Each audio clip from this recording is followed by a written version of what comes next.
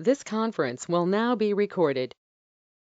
All right, folks, very good. So we're starting off the class right now by talking to you about lab work that needs to be done.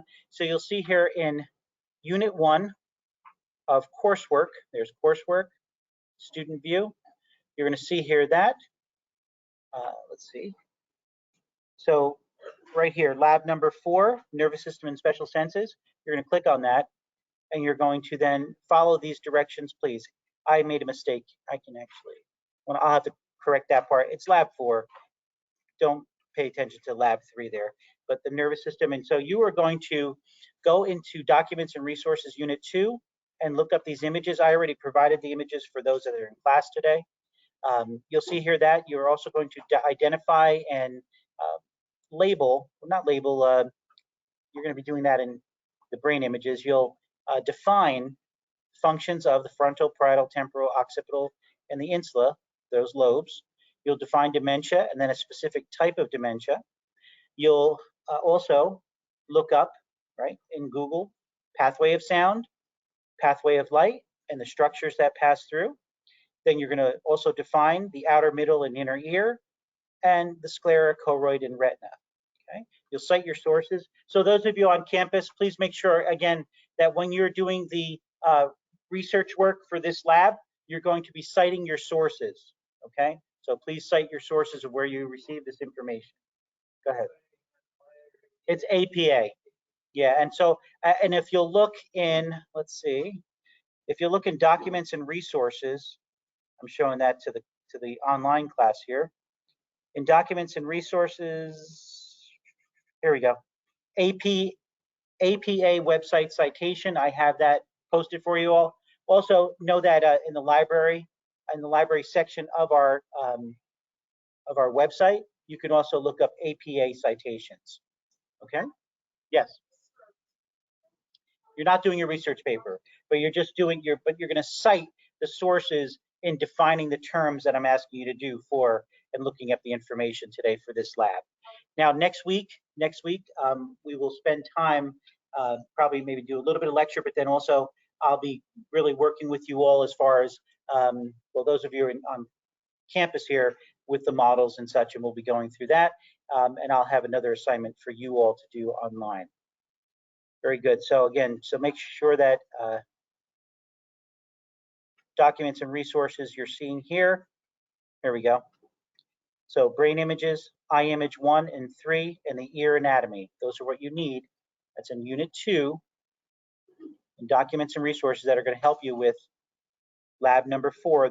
You're going to be working on today. Nervous system and special senses. Very good.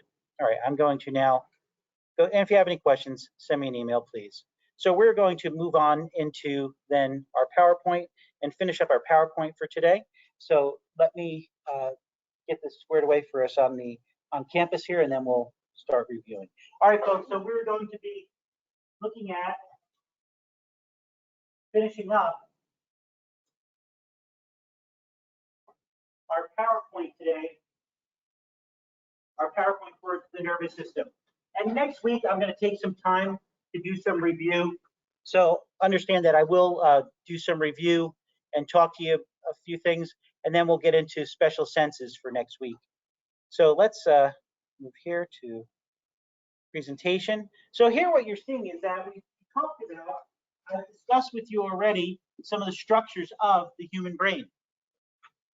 The cortex is a very important outer portion of the cerebral hemispheres, right? When you think of the brain, you're thinking of the cerebral hemispheres. You're thinking of, you all are thinking of these two large structures right here. That's what you're thinking about when you think of the brain. But there's much more to it, right? So when you look at this model here, and you're seeing the wrinkles in this cerebral hemisphere, right? Those are really representing that the cortex, and there's specific names that we'll give to these as far as the indentations are a sulcus and a gyrus is a fold of the cortex. You'll see here that enabling conscious thought and the capacity for language. Quite remarkable, folks. So as you're doing your work today for the lab, you're going to be researching as far as the different parts, the different lobes of the brain, and the functions that take place in these different areas. You'll see here that it interacts with other brain regions to shape emotional responses and memories, so that this way it's not just only one area of the brain that's working in order for you to do some type of process, but many areas of the brain working together to help you do what you need to do, as far as whether it's with conscious thought, whether it's with consciously, voluntarily moving my hands to pick up something, right? Or receiving information that I'm experiencing pain or discomfort in my left knee, that kind of a thing. So you'll see here that on our PowerPoint it says motor areas, sensory areas, and association areas.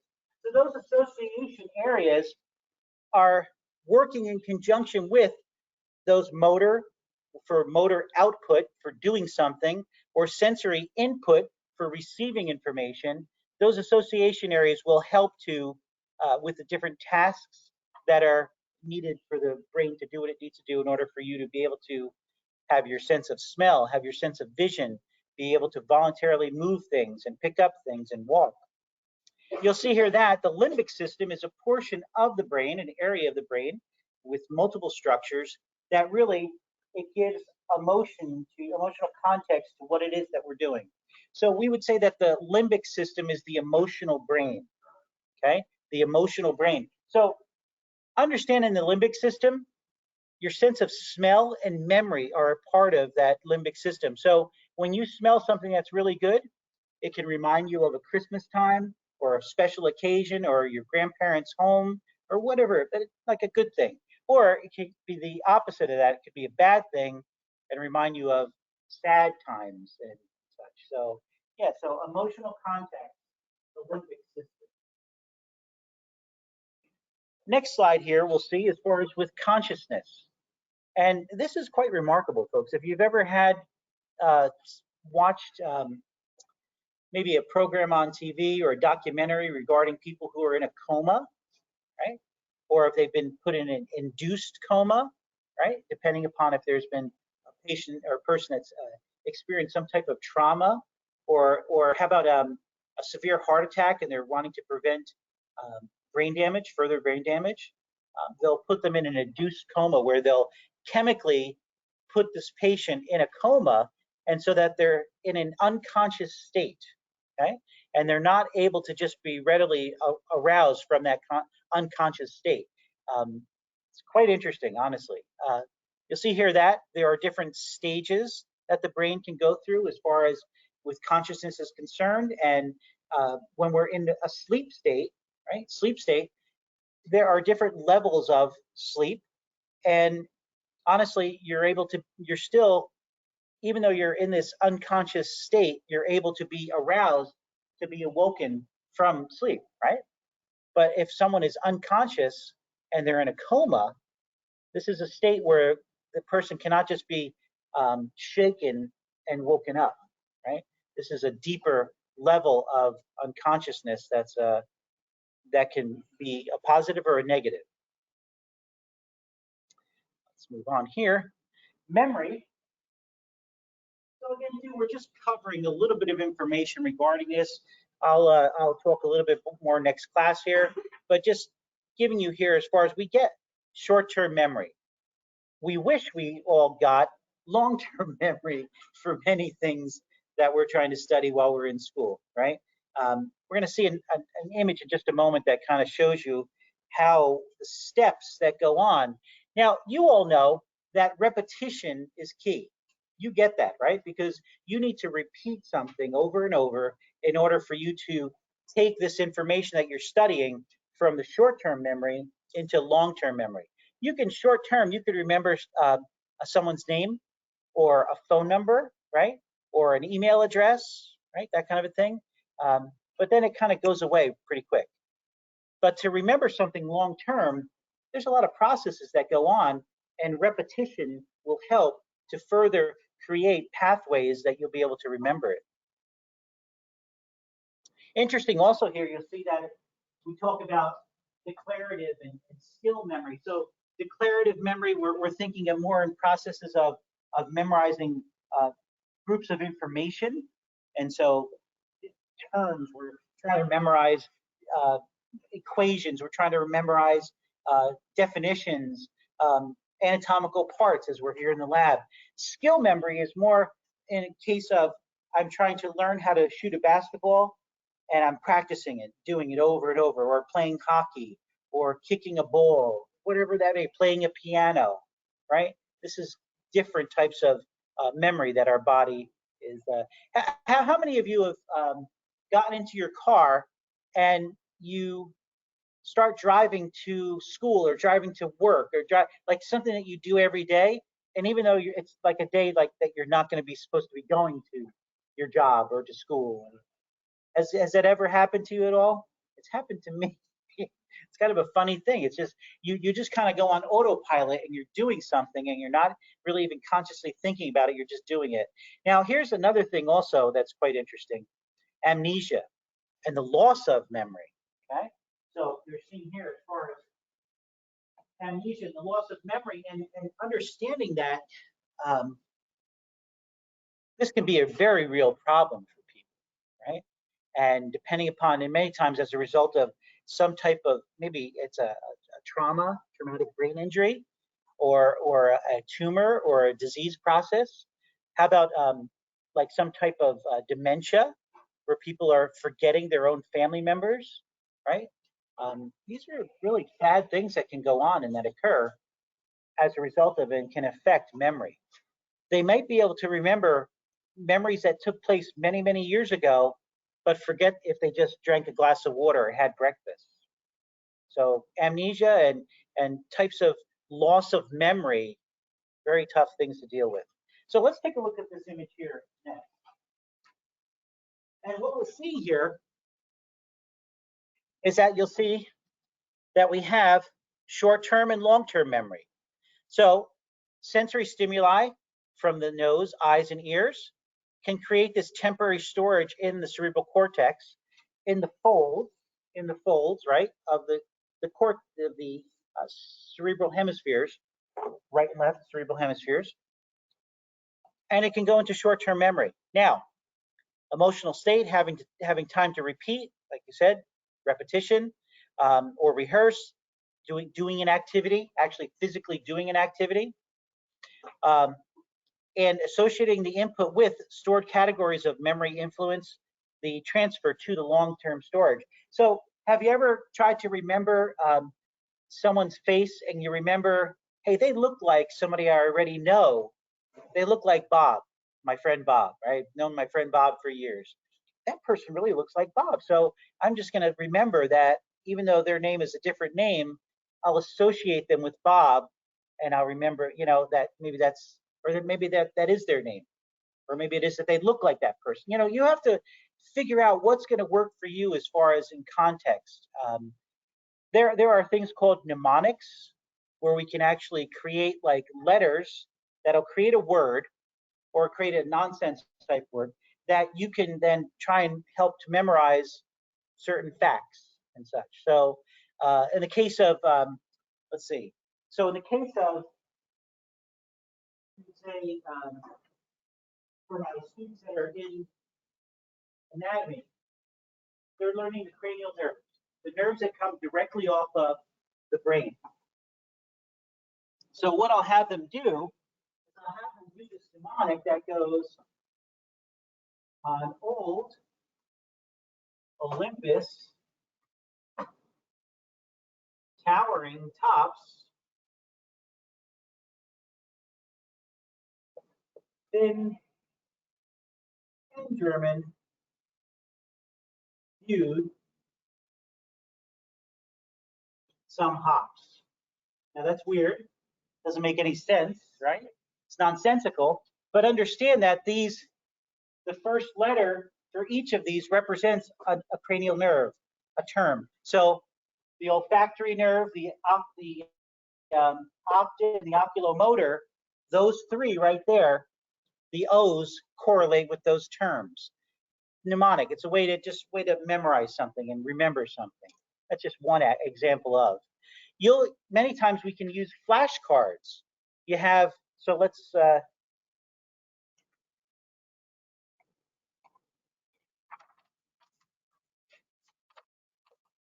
so a flashcard,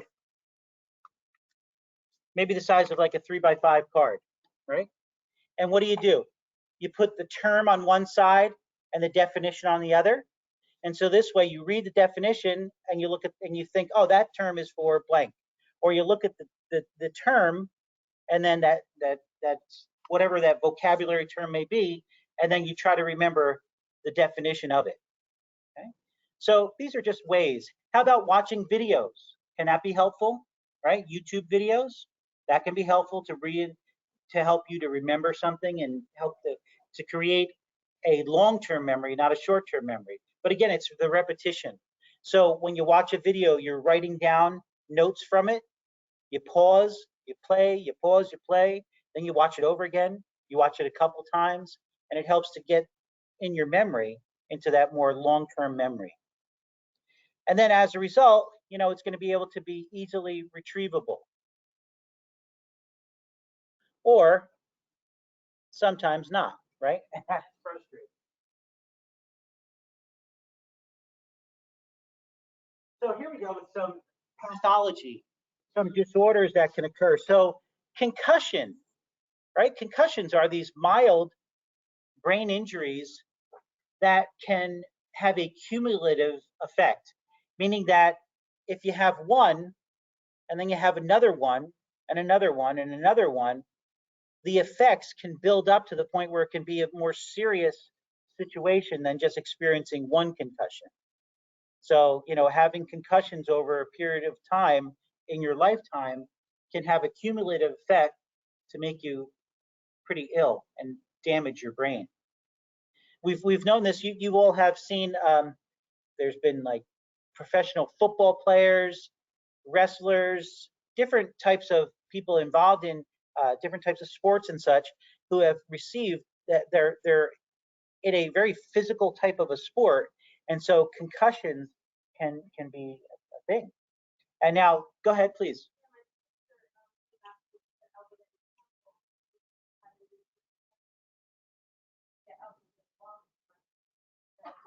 Oh,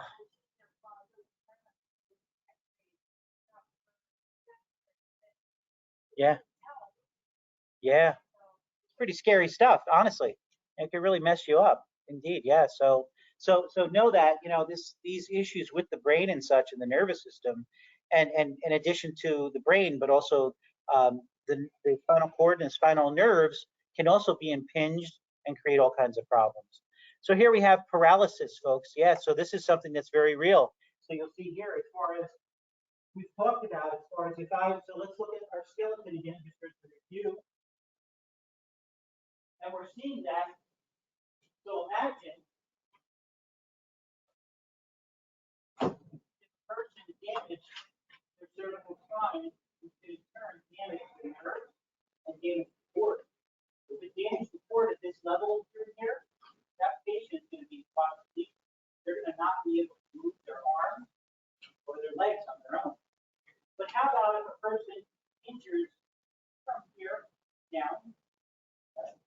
They can more than likely be able to move their arms, but they're going to have issues moving their legs. So moving ambulance, walking, major issue. So, paralysis is very real. Patients can also suffer from a stroke, where we have issues with the blood supply going to the brain, and this could end up we can have issues with the blood vessels expanding and causing pressure, or actually bursting, right?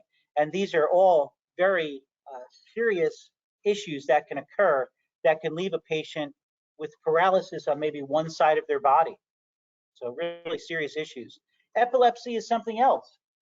Folks, do you know that they are able to surgically remove a hemisphere of your brain, one of these hemispheres, with patients who are suffering from a certain type of epilepsy, Rasmussen syndrome, that will actually cause a patient, if they don't have this procedure done, medication just is not affecting it, and the patient will have many, many seizures throughout the day and just be debilitated. But with this procedure for a young person, they'll actually remove a hemisphere of the brain, allow for then the cerebrospinal fluid to fill the area where the brain is missing, and that patient will have the other side of the brain take over for the activities that the left side would have been doing. That's phenomenal. When you think of epilepsy, think of it like an electrical storm taking place within the brain. And so this is why you'll see someone who has a seizure, and depending upon the seizure that they're experiencing, they can have a blank stare. They're just kind of like look like they're staring out into space, or they can actually kind of go rigid and have this type of seizure where the musculature is all kind of contracting at once or kind of jerking a bit.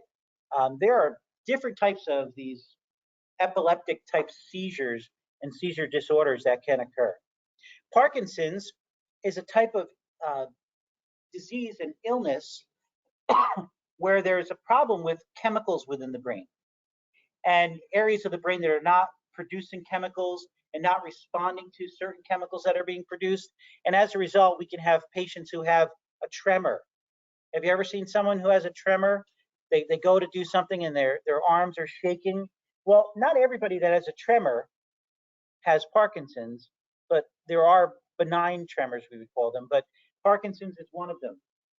You'll see here neurons will break down and will actually start dying and such. And so this is really, Parkinson's disease usually will not kill a patient because it takes a long time usually, but it can be very debilitating. They can have issues with just walking around the room. They'll kind of walk, folks. I'll just show you. Have you ever seen someone who they're kind of bent forward and they're kind of moving like little steps at a time and such? That can be as a result of Parkinson's disease. It's a terrible illness. And this Alzheimer's also can be associated with. So sometimes you can have multiple types of neurological conditions going on at once. Alzheimer's disease, this is a type of dementia that can occur, progressive degeneration of the brain's neurons, and it can affect their memory, it can affect their mood. They can become kind of violent and angry. As a result, they'll forget their family members, their spouse, their children. Alzheimer's disease is just, it's evil, it's terrible. Let's move on. I don't know if anybody has had family members suffering from any of these illnesses, but it's just neurological disorders are sad. They really are. They're really tough. They are tough stuff to deal with in a family. Meningitis. Remember, I talked about the coverings of the brain. Well, these coverings can have inflammatory problems as a result of some type of infection going on. And so meningitis can be very serious and it can kill you.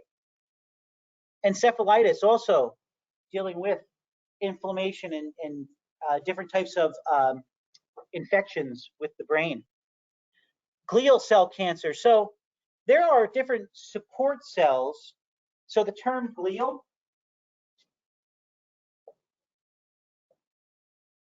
represents a type of cell that will support the nerve cells of the brain. So you recall when I talked about, look over here, folks. Look at those wires. Remember I talked about the insulation of the wires? Remember I said this term myelin, right? So myelin is an insulation present for the nerves. Not all the nerves, but many. Nerves that go to the muscles, your skeletal muscles. How are you able to touch something hot and move it away real quick? It's a reflex, and this reflex happens very fast because those nerves are insulated with myelin. So myelin is one type of support cell. Well, glial cancers, these support cell cancers can be devastating and be very, there can be pain involved and there can be lead to death. So tough stuff. Multiple sclerosis and Guillain-Barré. See this up here, folks? These are disorders. Multiple sclerosis, once you're diagnosed with it, that'll be what'll be with you until you leave this realm. It's a demyelinating disorder. Guillain-Barré is a demyelinating disorder, meaning that it removes, look up at the wires, it removes the insulation of the nerves and present within the brain and the spinal cord and such. And so multiple sclerosis affects the central nervous system. Guillain-Barré affects the peripheral nervous system. And Guillain-Barré, you can recuperate from this infection and this disorder. Multiple sclerosis, you can have good and bad times of it, but you won't be cured from it. So they're both affecting the coverings of the nerves and in the brain and spinal cord and associated nerves going to all of your extremities, your upper and lower extremities. Headaches. Headaches are very difficult to deal with. No one wants to have a headache, right? And how many of you have had issues with, you ever drink something cold and you get a headache, right? So there's issues with that as far as in the roof of your mouth and dealing with blood vessels getting super cold and giving you that kind of headache and possibly even affecting the nerves that are present, cranial nerves. Well, migraines, tension headaches, these cluster headaches, all types of disorders that can cause some type of head, let's say brain type, in your head type pain and discomfort. Some can be associated with smells, with like affecting like the sun, the light can affect, right? And so if you're having one of these migraine headaches, you just don't want to look at, you just want to be in a dark room kind of a thing, and it's better for you. Tension headaches, folks, when we're stressed out and such, our neck muscles, right, our cervical muscles and our shoulders can get all tight, and that can affect and cause these tension headaches. Different etiologies or origins of what can occur and what can trigger these different types of headaches and such. If you experience migraine headaches, some of the worst headaches going. And you can sometimes even, like I said, as far as kind of like perceive that, hey, I feel like I've got a headache starting. And sometimes what'll happen is that you can notice that to take some kind of medication that might be helpful. Chiropractic also can be helpful for certain headaches and such. So something to look into for sure. Here we have, next slide. So some different other types of disorders that can occur that can affect from childbirth, right, and on, or that can develop over time. Okay, so something like ADHD, autism, these things can be present very early on. But how about things like depression, bipolar disorder, schizophrenia? They can happen as time goes on in a person's lifetime. Schizophrenia can be pretty scary, but all of these can be upsetting and scary to deal with. Honestly, patients who have depression, right, they can end up taking their own life because of being so depressed. People who have bipolar disorder can have very good times and feel great, and then next day, next hour can bottom out as far as how they're feeling, right? So these different disorders are challenging in each of their own special ways and not very easy. As far as the autism types of autism, there really are highly functional to very minimally functioning. We know of a family who has a child who is an adult, a young adult, who very low on the actual ability to function on their own. It's pretty much minimal as that goes. And it's very sad. Go ahead, please.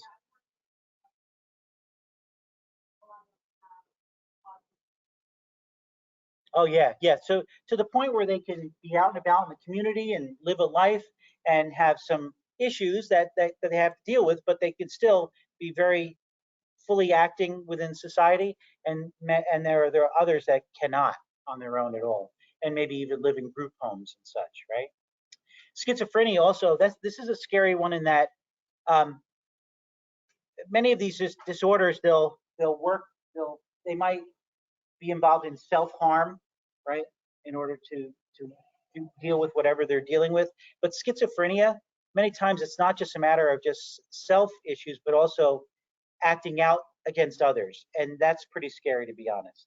And we have had a family member in my extended family that had schizophrenia, and it's really sad because for many years things were good, but then as he reached adulthood, this is usually what happens. They go for a turn for not so good, and having many types of issues and these delusional type issues of thinking that there's people listening to them in the speakers in the house or on TV or on the phones. It's really quite sad. You'll see here as far as, and if you ever have the opportunity to take a class, abnormal psychology, very interesting subject matter to go into more detail regarding some of these issues. You'll see here studying the brain as far as EEGs, PET scans, functional MRI. These are opportunities that we're able to use equipment so that we can do special imaging to see how a person is doing what they're doing and how they're functioning and such. So you'll see here the EEG and the PET scans. They're providing information about brain activity during different states of consciousness. It's pretty wild. There's also sleep studies that can be done where patients are sleeping and we're able to see what's going on as far as activity while they're sleeping, and also as far as if they're stopping to breathe, right? So apnea, sleep apnea type tests. Functional MRIs reveal the details of brain activity by detecting changes in blood flow and while they're thinking on certain things. It's just fascinating stuff, folks. And then the brain banks. So this is a key issue here as far as for the study of those that are involved in these professional sports and having chronic, many different concussions and the cumulative effects that they're experiencing over a period of time, and even the shrinkage of the brain that can occur. Terrible stuff, folks. But having the ability to be able to do studies and figure this out, that's really very helpful. You'll see here also, as far as how we can take different types of medications and such, and drugs and substances that can cause an altered state of our consciousness or how we think. I want to, next class there on Tuesday, I'll show you a video regarding some of this and also regarding addiction and such. So we'll talk about this. And now that having been exposed to a little bit more of information regarding how the brain does what it does and how the nervous system functions, you'll see here that these receptors that are present within the brain, they can interact with certain chemicals and such that can cause different things to occur or block functions from occurring. And then some can affect what's going on as far as the pleasure centers within the brain and the release of chemicals like dopamine. Remember that neurotransmitter, that nerve chemical we talked about. You'll see here that caffeine, nicotine, stimulants, alcohol, a depressant. And some people don't realize that alcohol is a depressant. They would think, no, well, why would that be? It should be more, no. Honestly, it is. You know, it can get people riled up, but over time, though, it is a depressant indeed. Morphine and heroin, as far as for management of pain and discomfort, or just not only just physical pain, but mental anguish and pain. And then you'll see here with this last slide for today, as far as reviewing and seeing that the nervous system produces signals flowing between the brain or spinal cord and other body parts, and really maintaining homeostasis, that stable environment within, no matter what goes on outside of our bodies, controlling everything and working in conjunction with the endocrine system that we'll see not this next chapter, but after special senses, we'll look at the endocrine system, that use of chemicals that will help to control how the body does what it does. All right, folks, very good. So we are done for today. Again, it's just a short